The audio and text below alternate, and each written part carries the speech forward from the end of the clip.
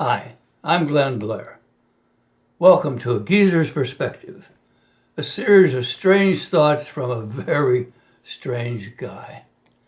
I've always wanted to create a new word or phrase to leave behind me, to be remembered by. Something that when someone hears it for the first time, they turn to Google or their dusty 32-volume Encyclopedia Britannica only to discover that its origin does not go back to Plato or some ancient civilization, but it was introduced in a talk by Geezer Glenn in 2026.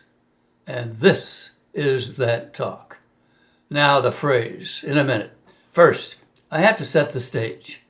After a long stretch of working from home, my daughter had been required to go back downtown. Not happily. Then, suddenly and joyfully, she was allowed to return to working from home again. It was a big win for her and most of her office mates. Coincidentally, and this is important, the exciting day she was officially allowed to come back home turned out to be a record snowfall, a solid foot. Everyone was told to stay home. No travel, no exceptions. Perfect. The official return to home day happened on the very day it was absolutely most needed. An extraordinary coincidence. I felt compelled to celebrate the moment with an early morning congratulatory text to my daughter. Now, before I reveal my new contribution to the English language, there are three things you need to know. First, when I sent the text, I'd been awake for no more than 5 minutes. Second, my phone does not translate my spoken messages very well. And third, when texting my daughter or close friends, I don't review before sending. I give them the pleasure or burden of guessing what I might have meant. Sometimes I can't even reconstruct it myself. Often the results are indecipherable. Occasionally they're hilarious. Here's part of what I sent her. Perfect time to start working from home. No plowing, no driving. It's James. Congratulations on Banner Homer. I have absolutely no idea what I intended to say with those last two sentences. It's James. Congratulations on Banner Homer.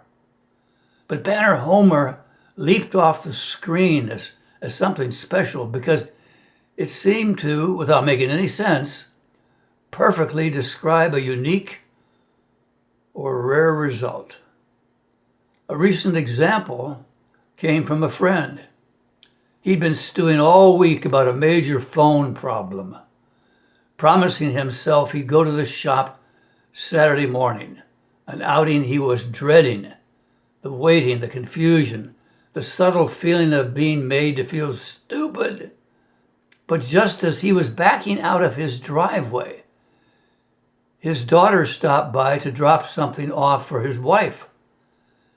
And while she was inside the house, his granddaughter leaned into his car window and fixed his phone right there, right then, while chatting with him.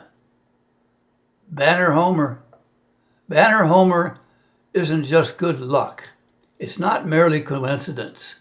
It's that rare, deeply satisfying moment when life briefly behaves itself, when inconvenience dissolves and effort evaporates, and something works out far better than it had any right to.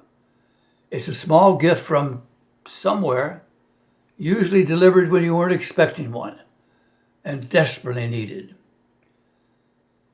Someday, years from now, if you look Banner Homer up, you might discover it traces back to a half-asleep text from a really old guy back in 2026.